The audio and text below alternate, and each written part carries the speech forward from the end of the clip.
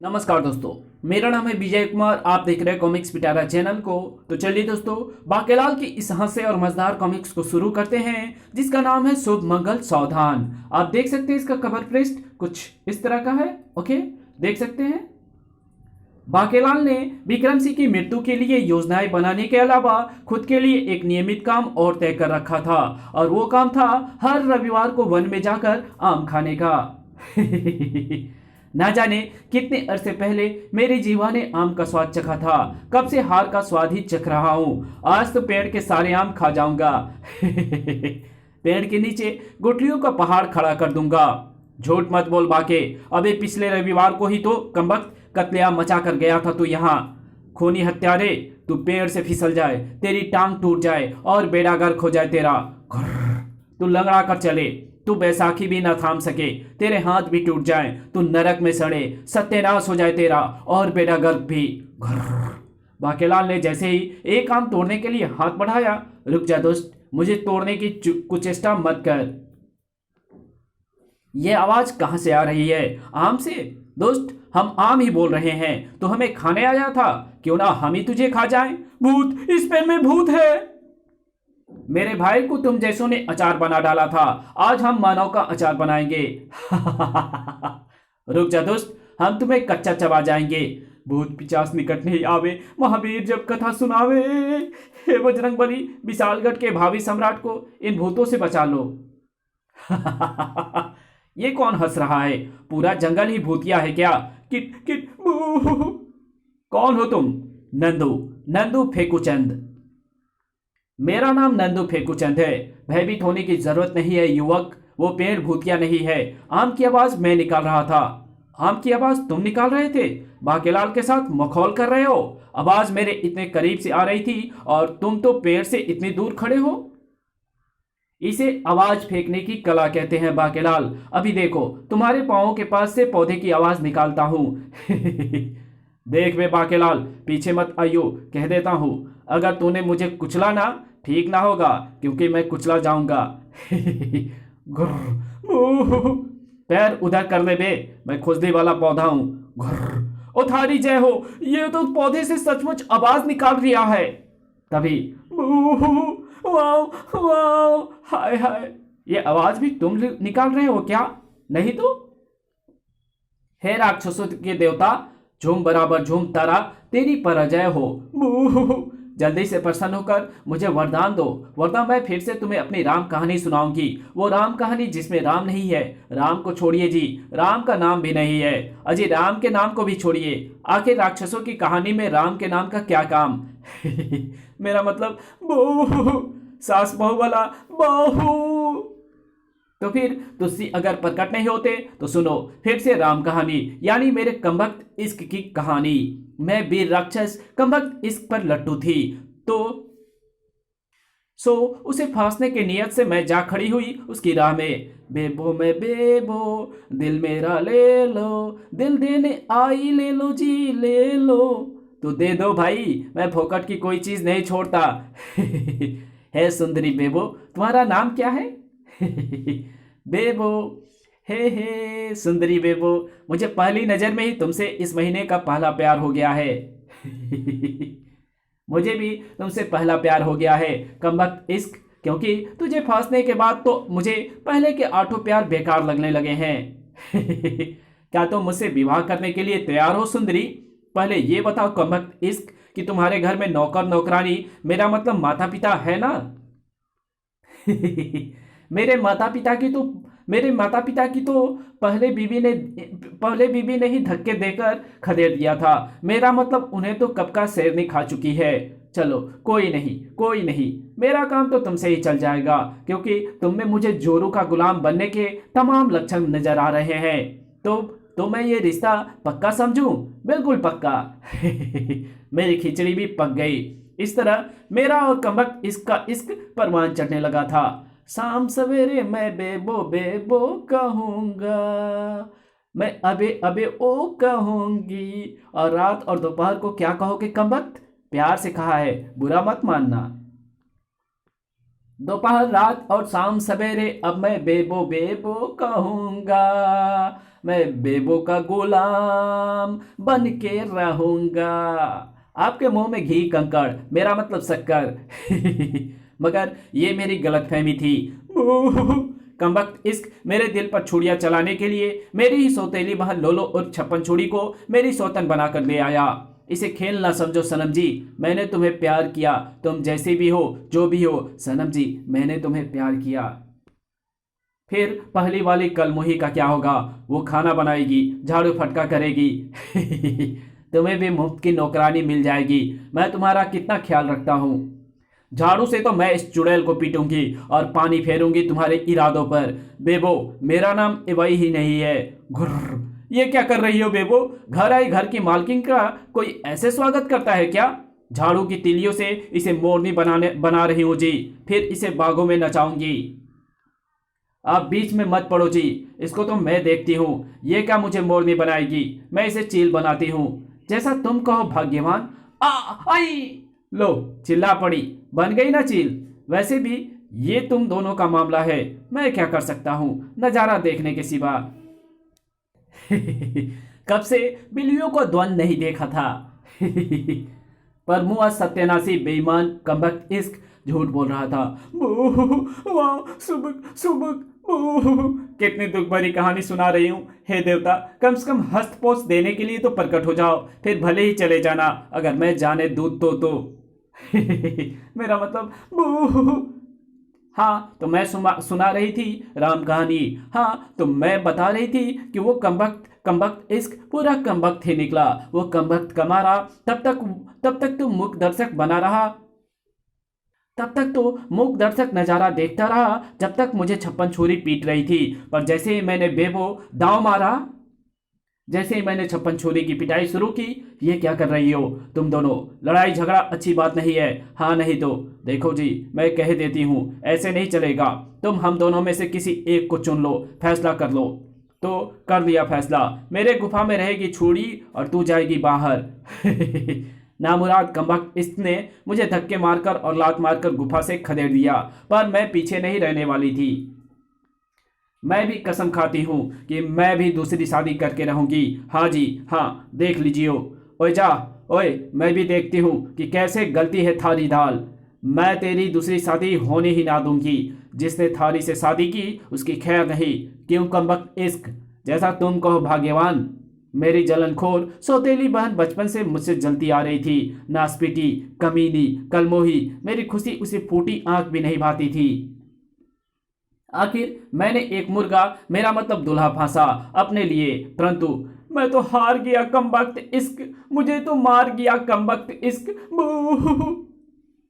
और तब से प्रभु वो कमबख्त इश्क हर बार मेरे फांसे शिकार हो, मेरा मतलब दूल्हे का शिकार कर जाता है।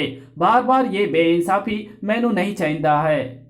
हे असुरदेव, झुम बराबर झुम तारा, प्रकट होकर मुझे वरदान दो, ताकि मैं कमबख्त इश्क और छुरी से बदला ले सकूं और सदा सुहागिन बनी रहूं। किसी की भी राम कहानी में बाकेलाल को अपनी योजना की टांग जरूर नजर आ जाती है। कमबख्त इश्क हर बार बेबो के दूल्हों का वध कर जाता है। अगर बेबो की शादी हो जाए मोटे मुच्छल मुनहस के साथ तो मजा आ जाएगा, क्योंकि शक्तिशाली राक्षस कमबख्त इसका मुकाबला जब अब तक कोई भी राक्षस ना कर पाया तो मोटा क्या खाकर करेगा। तब तो उड़ी उसकी गर्दन समझो। राक्षस देव झूम बराबर झूमता रहा। बेबू की तपस्या से प्रसन्न होकर प्रकट हो उससे पहले ही मुझे अपना चक्कर चलाना होगा। आवाज फेंकने की कला में माहिर कलाकार तुम्हारी कलाकारी की असली परीक्षा अब होगी। अगर मैं जैसे जैसे कहता हूं तुमने वैसा वैसा उस राक्षस देव के मुंह से निकलवा दिया तो इनाम में स्वर्ण असर्पियों से भरी ये थैली तुम्हारी। मुझे मंजूर है बाकेलाल, तो सुनो। ए असुर सुंदरी बेबो, मैं तुम्हारी तपस्या से अति प्रसन्न हूँ। बोलो क्या वरदान मांगती हो? प्रभु आप यूं की? प्रभु ये आप ही हो ना? आपकी मूर्ति के पीछे छिपकर कोई मुझसे मखौल तो नहीं कर रहा? सक्की राक्षसी, अपने पति के साथ साथ अब तुझे मेरी वाणी पर भी शक होने लगा है। मुझे क्रोध आ गया। जा, मैं नहीं देता वरदान। नहीं प्रभु, ऐसी बात नहीं, मैं आप पर शक नहीं कर रही थी। मैं तो इसलिए सशंकित हो थी क्योंकि आप सशरीर प्रकट नहीं हुए। आप तो सामने आने से ऐसे घबरा रहे हो जैसे कि मैं आपको ही विवाह का प्रस्ताव दे दूंगी। वो बात नहीं है पुत्री। पुत्री? घुर्र। ये तो हमारी मर्जी है कब हमें प्रकट होना है और कब नहीं। असल में इस समय हम स्नान कर रहे थे। खैर वो सब छोड़ो और बोलो तुम्हें क्या वरदान चाहिए। खैर वो सब छोड़ो और बोलो तुम्हें क्या वरदान चाहिए। मुझे वरदान चाहिए। हाँ हाँ बोलो क्या वरदान चाहिए। कह तो रही हूं कि वरदान चाहिए। अबे कौन सा वरदान चाहिए भाई। कोई भी अच्छा वाला चलेगा। तो ठीक है, मैं तुम्हें नीम चढ़ा करेला खाने का वरदान देती हूँ। तथास्तु नहीं बोलना प्रभु। देखो प्रभु, अपने सारे काम धाम छोड़कर मैं 7 दिनों से आपकी तपस्या कर रही हूँ, घटिया मजाक सुनने के लिए नहीं। घुर्र। तुमने ही तो कहा था कि कोई भी वरदान चलेगा। मेरा मतलब कोई भी वर यानी दूल्हा दान में चाहिए, समझे गधे। यो बात से रे छोड़ी तय फिर ले। मैंने तने दिया वरदान। विशालगढ़ का राजा विक्रम सिंह वाह घना शक्तिशाली से, वो कर लेगा मुकाबला कमबख्त इसका। उसका पता बताएगा तुझे बाकेलाल नामक युवक। वो अभी तुझे पूरब दिशा में मिलेगा। उसने गुलाबी रंग का कुर्ता पहना होगा और उसकी बोदी जैसी और मक्खी जैसी छोटी सी मूछ। मूछ को देखकर मूछ को मक्खी समझकर उड़ा मत देना। प्रभु, हम राक्षसी मुंडी उड़ाती हैं, मक्खी नहीं। धन्यवाद प्रभु, अपना काम तो बन गया। हुनप्पा चल रहेंगे। कभी कभी बिना तपस्या के भी आ जाना मिलने वास्ते। MC डोनाल्ड चलेंगे। अपना काम भी बन गया। अब तो मोटा मुच्छर मनुष्य गया समझो। अपना काम भी बन गया। अब तो मोटा मुच्छर मनुष्य गया समझो। कमबख्त, ये वाक्य भी फेंक दिया मूर्ति के मुंह से। घुर्र। यूं कि आपने कुछ कहा प्रभु। कुछ नहीं, तुम जाओ बेबो पुत्री और बाकेलाल को खोजकर अपनी शादी की बात आगे बढ़ाओ। ये लो सर्पियों से भरी थैली और अपना मुंह बंद रखना। कमबख्त, जो नहीं बोलना था वो भी बोल रहा था। धन्यवाद। मुंह जो बंद रखना है, धन्यवाद भी मन में देता हूं। और हाँ, मेरे लौट कर आने की प्रतीक्षा करना। मैं तुम्हें और स्वर्ण मुद्राएं कमाने का अवसर दूंगा। बिल्कुल करूंगा। जी पागल कुत्ते ने काटा नहीं है जो मुद्राएं कमाने का अवसर गवाऊं। थोड़ी देर में पूरब की दिशा में आगे बढ़ती हुई बेबो आ पहुंची बाके के पास। गुलाबी कुर्ता, सर पे बोदी और मक्खी जैसी मूछ। कहीं तुम वही तो नहीं। हाँ मैं वही हूँ बाकेलाल, पर तुम कौन हो बेबो। अरे योगी, तुम तो मेरा नाम पहले से भी जानते हो। हाँ, तुम्हारी त्वचा से तुम्हारे नाम का ज्ञान हो गया। लुच्चे कहीं के। अब सुनो मेरी राम कहानी। पूरी राम कहानी सुनाने के बाद अब बताओ विक्रम सिंह का पता। राजमहल, मधुबन चौक, गली नंबर 3, विशालगढ़।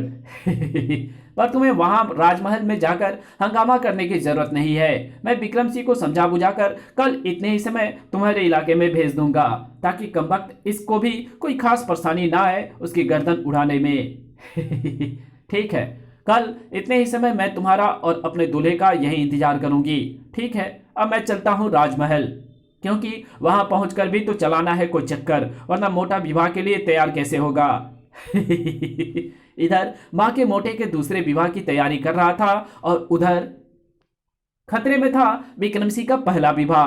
अरे मेरी प्यारी स्वर्णे, तुम भी नहा के नाराज होती हो। तुम्हारे अलावा हमने किसी भी कन्या को आंख उठाकर नहीं देखा है।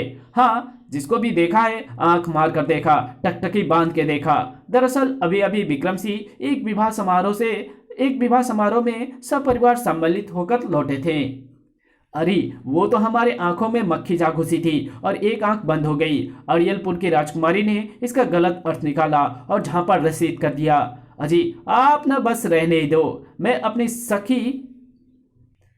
सखी रानियों के साथ खड़ी क्या देख नहीं रही थी कि किस तरह तुम उल्लुओं के जैसे टप टप राजकुमारी कनपीड़िया चुड़ैलों को टीपे जा रहे थे।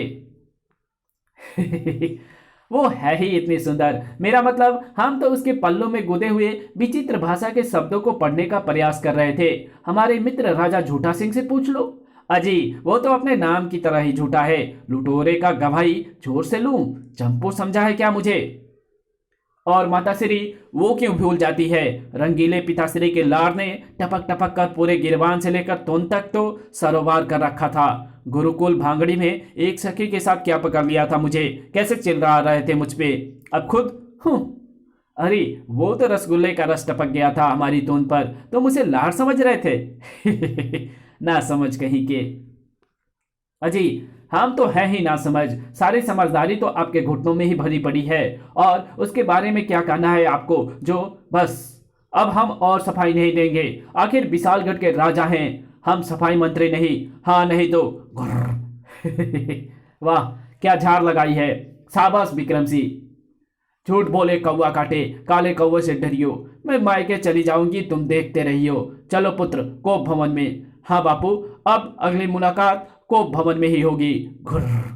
अरे रानी कैकेयी, मेरा मतलब स्वर ने हमारे पिल्ले को कहाँ ले जा रही हो? वो तो अपने पिताश्री के साथ रहेगा। तभी तेरी फूं की फूं। महाराज मैं द्वारपाल बकरीलाल बोल रहा हूँ। बाकेलाल जी आपसे मिलना चाहते हैं। महारानी जी का गुस्सा शांत हो गया हो, मेरा मतलब कि आपको मिलने की इच्छा हो तो मैं उन्हें भेज दूं? हाँ हाँ भेज दो, इस वक्त उसकी बड़ी आवश्यकता है। फिर और बाकेलाल, इस तरह रानी जी हाँ हमसे फोकट बट्टे में रूठ गई है। अब तुम ही समझाओ उन्हें। हम समझाने गए तो बात कहीं बेलन तक ना आ जाए, मेरा मतलब कि बात ना बिगड़ जाए। हाँ जरूर समझाऊंगा रानी जी को। लेकिन महारानी जी को कोप भवन में जाकर बाकेलाल नहीं मंथरालाल समझाएगा। महारानी जी आपने बिल्कुल ठीक किया। मोटा मेरा मतलब कि ये तो मोटा पंगा है। महाराज नियंत्रण से बाहर होते जा रहे हैं। पर इस तरह से धमकी देने से काम नहीं चलेगा। आप कुछ दिन वाकई में अपने मायके चंदन नगर हो आइए, तब अकल ठिकाने आएगी मुच्छड़। मेरा मतलब कि जब तक मूछ ना छेड़ो, महाराज की नाक में गुदगुदी कैसी होगी? तुम ठीक कहते हो बाकेलाल, मैं अभी चंदन नगर निकलती हूँ। हाँ हाँ जाइए आप, और देखिए कि किस तरह से मनहूस, मेरा मतलब कि मन खुश होगा आपका, और महाराज पीछे पीछे दुम हिलाते हुए आपको आएंगे मनाने। आप यहाँ से जाएंगी तभी तो धूमधाम से निकलेगी मोटे की बारात और फिर अर्थी। बाकेलाल चाचा आपके मतलब कुछ जम नहीं रहे। मुझे लगा कि आप पिताश्री को मोटा मुच्छड़ और मनहूस कह रहे हैं। अरे नहीं राजकुमार, ये सब तो अपशब्द होते हैं। महाराज के लिए मेरे अलावा मेरा मतलब कि मेरे समेत पूरे विशालगढ़ में ऐसी जरूरत कोई नहीं कर सकता। बाद में महाराज, मैंने महारानी जी को समझाने की बहुत कोशिश की, पर वो तो समझने को तैयार ही नहीं। महाराज पुरुष होते हुए हर बात पर झुकना आपको शोभा नहीं देता। रानी जी को कुछ दिन मायके में बिता लेने दीजिए, अक्ल ठिकाने आ जाएगी। तुम कहते हो तो फिर ठीक है बाकेलाल। इस तरह से मंथरालाल ने विक्रम सिंह की शादीशुदा जिंदगी में लगा दी थी आग। महारानी अपने पिल्ले मतलब कि पुत्र के साथ अपने मायके रवाना हो गई है। अब चलाना है मोटी की शादी का चक्कर। शुभ मंगल सावधान। वो मारा। 2 घंटे के बाद कलाकार, सुनो तुम्हें अब क्या करना है? खुसुर फुसुर, समझ गया भापे। और मेरा इनाम मिलेगा, अगर तुम्हारा अभिनय जबरदस्त रहा तो दुगुना इनाम मिलेगा। बाकेलाल, रानी के बिना हमारा जी नहीं लग रहा। तुम्हारी सलाह हो तो हम उन्हें वापस बुलवा लें। रानी के वियोग में हम 30 खेले छिल चुके हैं। ऐसा अनर्थ ना कीजिए महाराज। स्त्रियों के सामने इस तरह कमजोर पड़ेंगे तो वो आपको पालतू कुत्ते से भी अधिक ना समझेगी। महारानी का क्रोध शांत होने दीजिए। जैसे उन्हें अपनी गलती का एहसास होगा वो लौट आएंगी आपकी लाश पर अपनी कांच की चूड़ियां तोड़ने। कमबख्त, ये नहीं कह रहा है कि 30 केले ठूस चुका हूं। तभी वहां गूंज उठी वो आकाशवाणी। राजा विक्रम सिंह, तुम पर ऋषि तुनक मिजाजाचार्य का श्राप योग चल रहा है, इसलिए तुम्हारी अपनी पत्नी से बिछोह हो गया है। पिछले जन्म में तुम असुर थे और तुम्हारी जान बचाने के लिए एक राजकुमारी बेबो ने तुमसे विवाह किया था। इस जन्म में उस राजकुमारी ने राक्षसी कन्या के रूप में जन्म लिया है। लुटिया डिमोना चाहते हो? मेरा मतलब कि उसका कर्ज तुम्हें उतारना है तो उससे विवाह करके, वरना उसके श्राप से तुम्हें आजीवन पत्नी वियोग सहना पड़ेगा और संतान वियोग भी। विक्रम सिंह, वो राक्षसी बेबो है जो तुम्हें पंगेरी घाटी में मिलेगी। नहीं। क्यों नहीं महाराज? मेरा मतलब क्या नहीं? बेबो से शादी करने के लिए नहीं, या फिर पत्नी वियोग के लिए नहीं? दोनों के लिए नहीं। बाकीलाल, हमें दूसरी शादी करके मरना है क्या? स्वर्णलता हमें चूहे मार दवाई ना खिला देगी। अगर हम उसकी सौतन लाए तो उसके साथ जालिम भाई हमें जरासंध की तरह चीर फाड़ डालेंगे। फिर अगर कोई सुंदरी राजकुमारी भी होती तो सोचा जा सकता था। मेरा मतलब कि एक राक्षसी से विवाह जबरन। अब महाराज, ये तो आपके पिछले जन्मों के पापों की सजा, मेरा मतलब कि ये पिछले जन्मों का कर्ज है जो आपको इस जन्म में उतारना ही होगा। जबरन तो हुई नहीं है ये आकाशवाणी। मैंने किसी कलाकार को मुद्राएं देकर तो करवाई नहीं है आकाशवाणी। मेरा मतलब कि ये तो भाग्य का फैसला है जो आपके पिताश्री को भी मानना पड़ेगा। तभी तो आप अपने पिताश्री के पास पहुंच जाएंगे नरक में। आपको लगा होगा कि मैं आपसे कटुवाणी बोला, किंतु महाराज, आपको सही सलाह देकर मुसीबत में डालने से उबारना ही मेरा कर्तव्य है। इस कहानी को यही खत्म करते हैं। इसके आगे कहानी पढ़ेंगे इसके पार्ट 2 में, तो मिलते हैं इसके दूसरे पार्ट में। तब तक के लिए बाय। अगर वीडियो अच्छी लगे तो इस वीडियो को लाइक कर देना, चैनल पे नए हो तो चैनल को सब्सक्राइब जरूर कर देना, और मेरे दूसरे चैनल डिवाइन टेक्नोलॉजी को भी सब्सक्राइब कर बेल आइकन को जरूर प्रेस कर दें। उसमें मैंने टेक्नोलॉजी की जितनी भी वीडियोज अपलोड की है वो सारी की सारी जेन्युइन है और आपके काफी काम की साबित हो सकती है। ओके, तो मिलते हैं इसके दूसरे पार्ट में। तब तक के लिए बाय।